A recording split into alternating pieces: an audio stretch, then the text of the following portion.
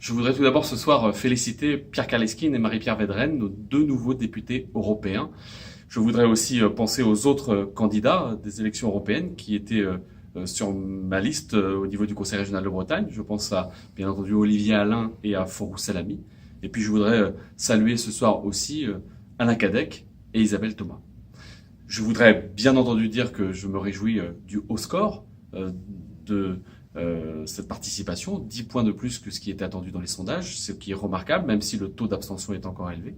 Et puis redire que l'enjeu de ces élections, c'était bien entendu la composition du Parlement pour les 5 ans qui viennent.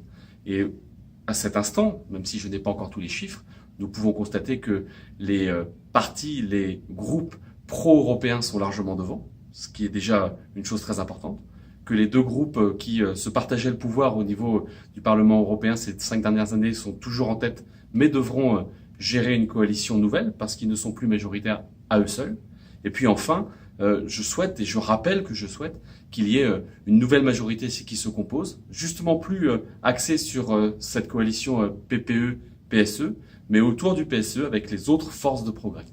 Enfin, je ne peux que dire que j'entends à nouveau le message exprimé par les concitoyens sur l'urgence climatique, sur l'urgence environnementale, sur aussi ce sentiment d'injustice, injustice sociale, injustice territoriale, sur ce sentiment de déclassement qui est là, présent, et qui nous est rappelé de manière forte encore ce soir.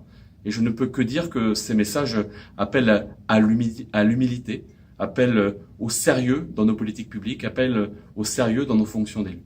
Et je veux redire, bien entendu, qu'avec toutes celles et ceux qui composent ma majorité, nous allons continuer d'arrache-pied pour travailler sur tous ces sujets.